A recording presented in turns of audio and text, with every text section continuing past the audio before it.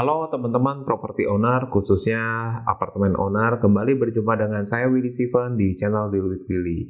Ya, pada kesempatan kali ini saya mau sharing tentang apartemen ya. Tentang apartemen, apa saja yang harus dipersiapkan buat kamu untuk tinggal di apartemen dari sisi biaya bulanannya. Ya, jadi untuk tinggal di apartemen itu ada biaya-biaya yang cukup banyak ya, bervariasi lah ya, yang harus kamu ketahui ya. Dan lebih penting lagi, tidak cuma kamu bayarkan, tapi kamu juga harus tahu manfaatnya. Untuk apa kamu bayar biaya-biaya ini? Sebelum saya jelaskan satu persatu, ya jangan lupa like dan subscribe dulu channel ini. Jangan lupa aktifkan juga lonceng notifikasinya supaya kamu tidak ketinggalan video saya berikutnya.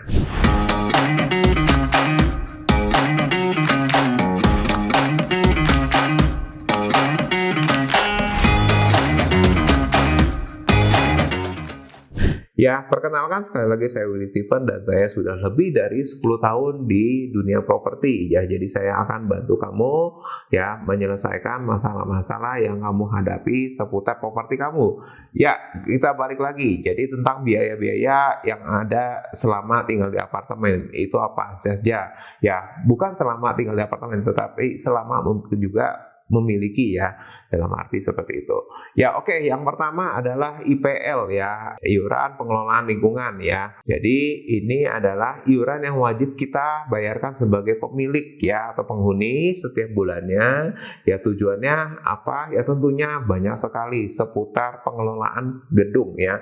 Bagaimana supaya gedung itu bisa beroperasi, tentunya itu memerlukan biaya yang sangat besar ya. Tapi biaya besar itu juga tidak ditanggung oleh kamu sendiri, tetapi dibagi sama rata ya, sama rata sesuai dengan porsi luasnya masing-masing ya pemilik di apartemen itu. Tentunya kita tahu ya dalam satu gedung itu ya pasti punya operasional seperti keamanan, kebersihan ya, terus udah gitu masih ada lagi seperti administrasi ya, pengatur keuangan ya, kemudian juga untuk evakuasi gawat darurat ya, dan itu semua memerlukan biaya yang tidak sedikit dan jumlah karyawan yang tentunya juga tidak sedikit ya. Itulah sebabnya ya iuran pengelolaan lingkungan itu bagi setiap pemilik itu sifatnya adalah kewajiban terlepas dari pemilik menempati atau tidak menempati ya, karena bagaimanapun juga gedung merupakan aset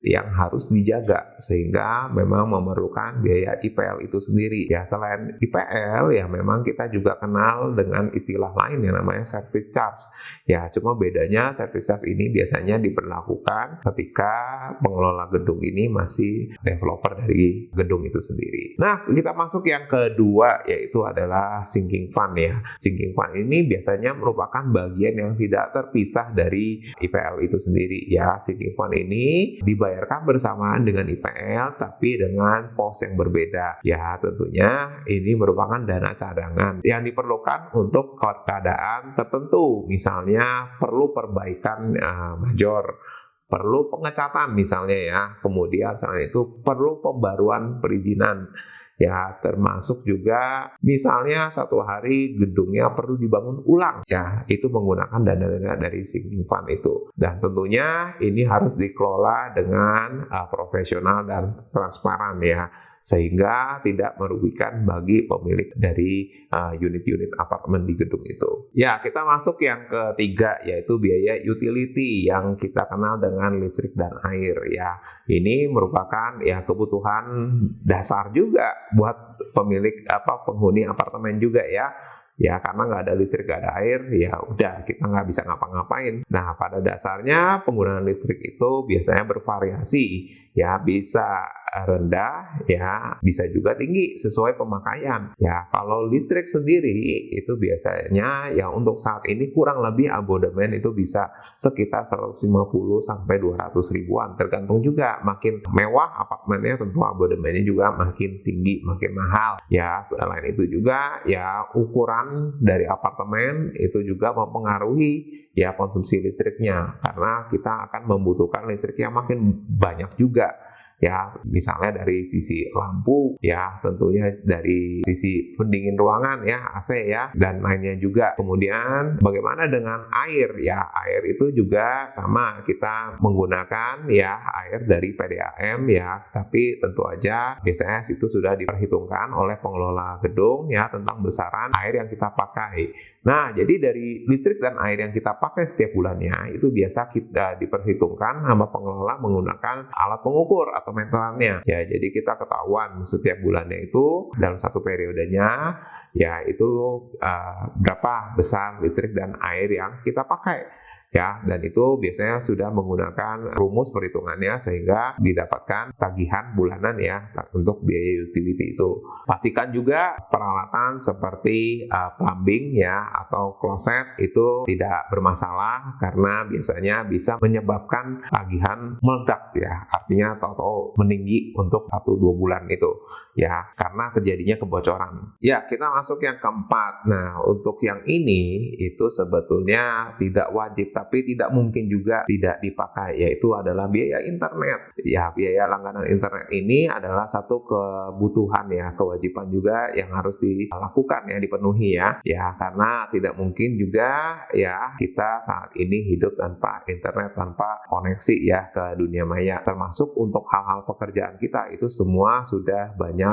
bergantung ya pada koneksi internet. Ya, pastikan ya dalam setiap apartemen juga memiliki kerjasama dengan beberapa operator internet sehingga kita bisa mendapatkan ya kualitas layanan internet yang terbaik ya dari masing-masing operator yang sesuai yang kita pilih itu. Kita lanjut yang kelima, yaitu kita masuk ke biaya tambahan seperti biaya jasa laundry. Ya, jasa laundry ini memang kita butuhkan juga bagaimana supaya kita bisa ya mendapatkan pakaian kita bisa tercuci ya, tapi dengan efisien. Artinya kita nggak terlibat, nggak terkuras waktu kita yang seharusnya kita pakai untuk produktivitas ya. Kita bisa serahkan ke jasa laundry dan lainnya.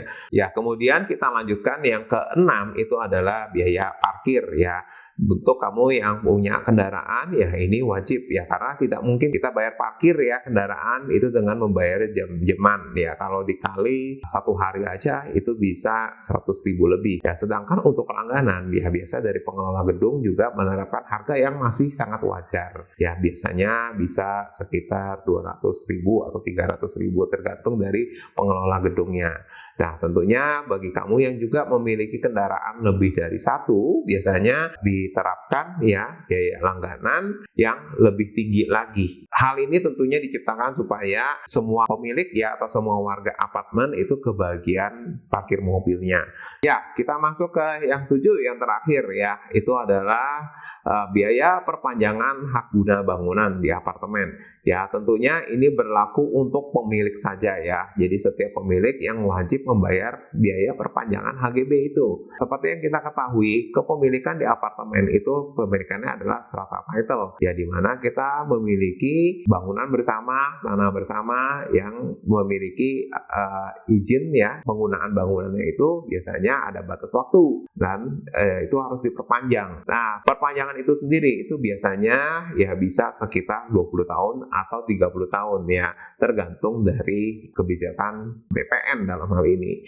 Nah, tetapi untuk biayanya itu dibebankan ke seluruh pemilik dibagi rata ya sesuai dengan proporsional luasnya masing-masing. Tentunya setelah muncul biaya perpanjangan HGB ini ya setelah dibagi itu biasanya tidak terlalu besar ya, masih terjangkau dalam angka jutaan rupiah. Hal ini tentunya nanti akan kamu dapatkan juga ketika masa HGB apartemen kamu itu mendekati berakhir, biasanya 1-2 tahun ya menjelang berakhirnya itu sudah harus mulai diurus. Oke, jadi itu biaya-biaya yang harus kamu persiapkan selama tinggal di apartemen. Kalau kamu sudah persiapkan itu, tentunya kamu nggak kaget dan nggak merasa kebingungan serta kaget ya ketika mendapat tagihan biaya-biaya tersebut. Ya, kalau kamu ada hal yang ingin didiskusikan, ya kamu juga bisa komen di bawah ini. Sekian sharing dari saya pada kesempatan video kali ini. Terima kasih dan bye-bye.